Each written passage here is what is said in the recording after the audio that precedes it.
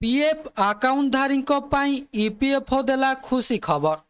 ई wallet माध्यम रे उठाई पारिबे टंका। तेबे कौन रही संपूर्ण अपडेट आसतु जानिबा। ता पूर्व वीडियोटी को लाइक और शेयर करी चैनल टी को सब्सक्राइब करिबा पई अनुरोध।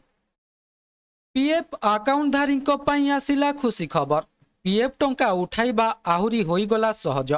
एणिकी सीधा सड़क ई वालेट माध्यम रे आपणकर पीएफ टंका उठाई पारिबे। तेबे आसंतु जानिबा एहा किपरि करि पारिबे।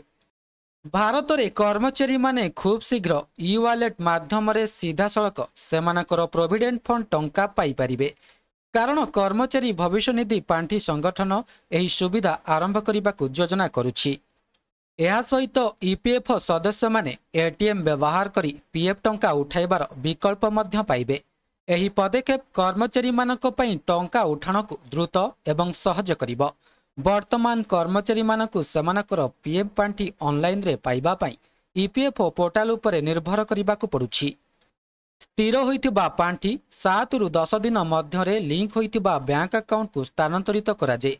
तापरे एटीएम किंबा बैंक माध्यम रे पांठी उठाण करा जाय।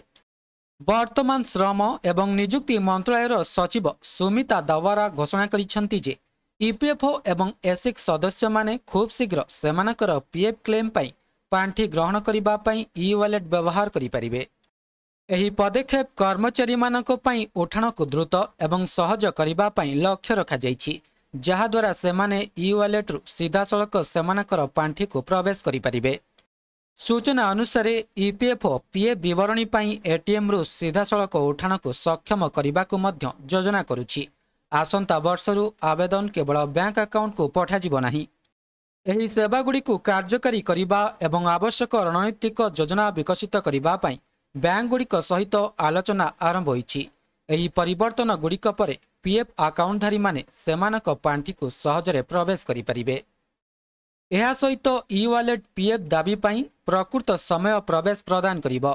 एटीएम रु सीधा सड़क उठाण बैंक उपरे निर्भरशीलता ह्रास करिबो। एहा सहित कर्मचारी माने सेमानकर पीएफ डॉक्यूमेंट गुड़ी को एक्सेस करिबा पई अनेक विकल्प पाइबे। ई वालेट सुविधा प्रचलन पर जेकोसी कर्मचारी भविष्य निधि पांठी संगठन एवं कर्मचारी राज्य बीमा निगम हिताधिकारी पीएफ क्लेम टंका सीधा सड़क सेमानक ई वालेट रे पहुंचीबो। वर्तमान एही सुविधा किपरि काम करिबो आसंतु जानिबा। एथिपाई एक पृथक विकल्प दियाजिबो कि पीएफ अकाउंट गुडी को बैंक रो ई वालेट सहित लिंक करा जिवो। ए विषय रे ए पर्यंत कोनोसी सूचना आसी नाही। यह व्यतीत ई वालेट माध्यम रे पीएफ अकाउंट रो केते टंका सीमा उठा जाई पारिबो ताहा मध्य स्पष्ट होई नाही। एक रिपोर्ट रे कहा जायछि जे यह 5 लाख सीमा पर्यंत निर्धारण करा जाई पारे। तबे यह थिला संपूर्ण अपडेट। वीडियोटी भल लागिथिले वीडियोटी को लाइक करंतु, शेयर करंतु एवं चैनल टी को सब्सक्राइब करिबा को भूलंतु नाही।